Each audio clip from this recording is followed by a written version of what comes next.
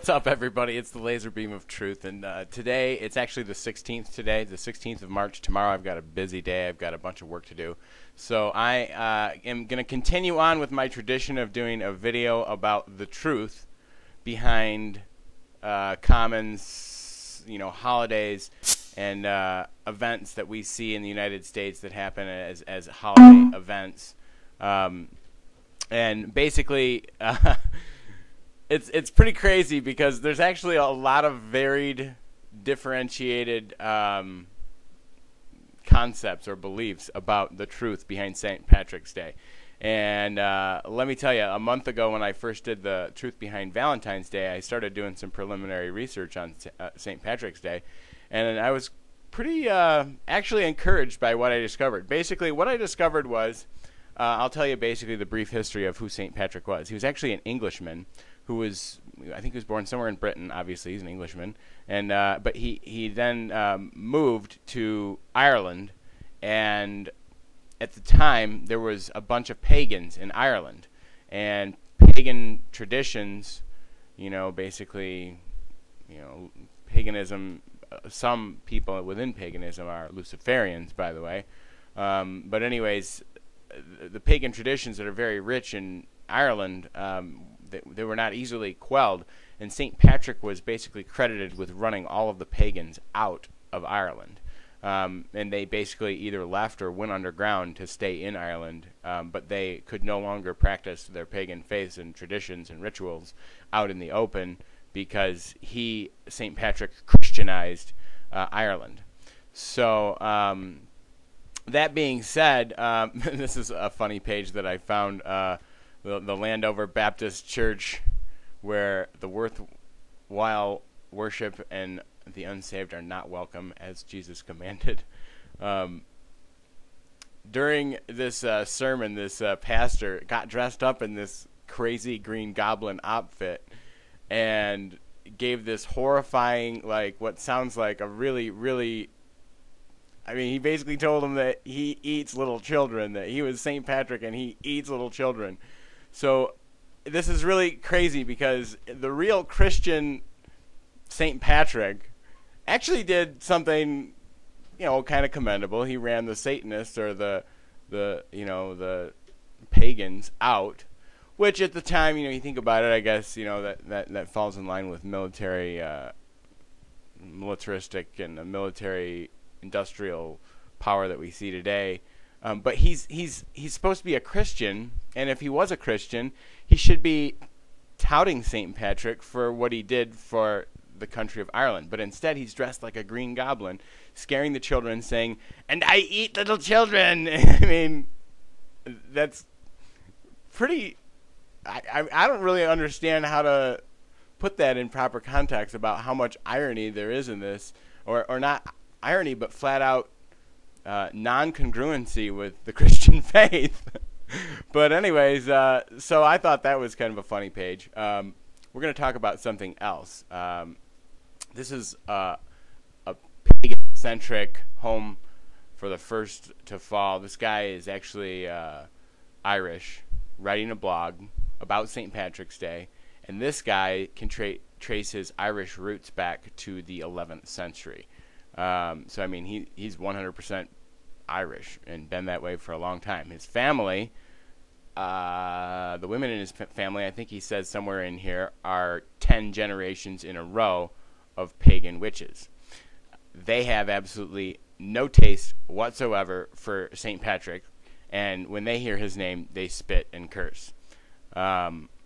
These are the people that he ran out of Ireland and basically made totally ostracized. So I could read this to you, but just go to pagancentric.org /P equals 135, and you'll get this particular blog post.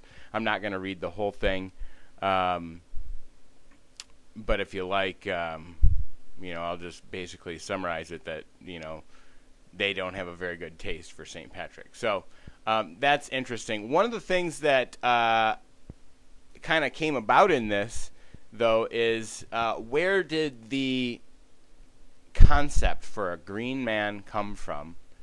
And among my other research, basically there's a lot of people that believe that the concept of the green man, like the leprechaun, the Irish green man, actually originates from Osiris, which is ancient Egyptian theological stories which go back to the time when we actually got the origins for the word of the sun is setting, as in to disappear. When the sun disappears, we have the takeover of darkness and night, which is why they had this epic myth, and I am going to go ahead and read this.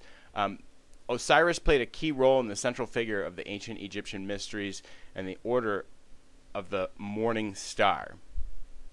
And I think a lot of us know what the concept in the order of the morning star is in reference to. The order of the morning star is actually, there's a lot of reference to Lucifer as being referred to as the morning star.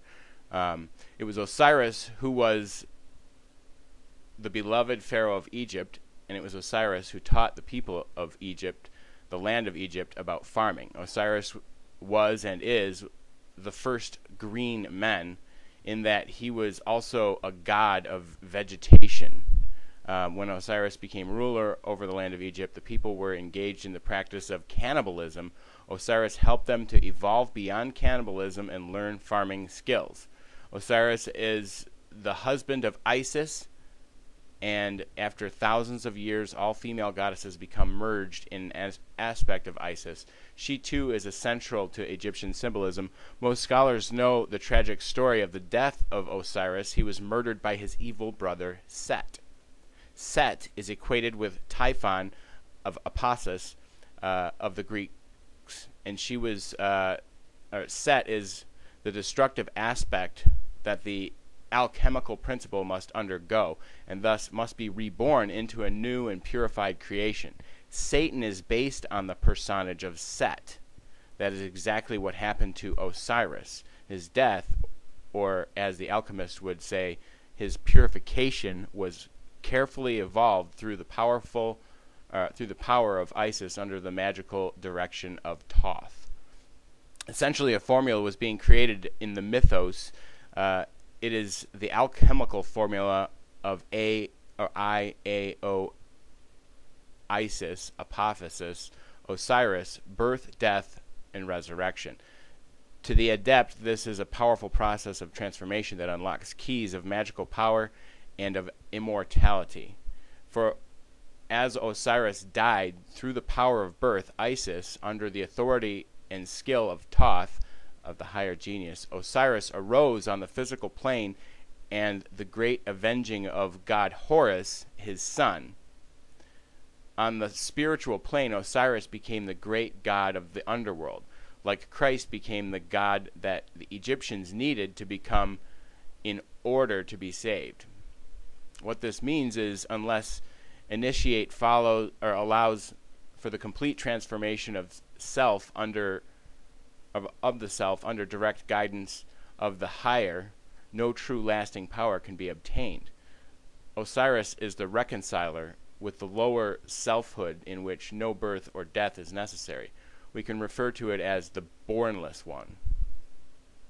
So basically, I don't know if you really get this, you guys, but ancient Egypt is significant in theological history because ancient Egypt was the first place that a monotheistic faith became a prevalent force. Up until ancient Egypt, all faiths were polytheistic. Paganism, for example, is polytheistic. They pray to many different gods. And before this, obviously, we're talking about many different gods in this production or creation of the god Osiris. But what he becomes is the foundation of monotheistic faiths. And ironically, he is green, which brings great heat and question and adds fuel to fire for guys like David Icke to propose that the powers that be are worshippers of reptilians and are reptilians, and they are worshippers of the serpent, which brings a great question into exactly what truth we have behind St. Patrick's Day. To me, it appears like we have a very mixed truth. We have the actual story in and of itself, which has very, very Christian underpinnings and tones, with the saint who ran these pagans out of town. And then at the same time, we have the possibility that the Christian faith is actually based on the monotheism of the ancient Egyptian cultures, which involve a green dude. It's kind of ironic. I don't know what to make of this whole story, other than it appears that St. Patrick's Day has both a lot of very positive and potentially very negative undertones with its associations, because obviously it kind of got hijacked back by the pagan traditions by making the man a green holiday. There are other places that attribute Osiris as somehow a beer maker, or a beer related to the production of beer, bringer of wheat. Basically, Osiris, because he helped creation of farming and he encouraged the people to farm, they then had wheat, which they could then make beer with, which is like the celebration of the drinking of the beer is to represent the symbolism that is to reap the benefits of having grown some food. So this is very interesting when you think about it in that term, what Osiris represented to the ancients, and how the traditions of drinking beer and green people kind of interweave with pagan traditions. So that's the truth behind St. Patrick's Day as I have discovered it. I'm sure you've got your own opinions about the matter, but until next time, Laser Beam of Truth signing out.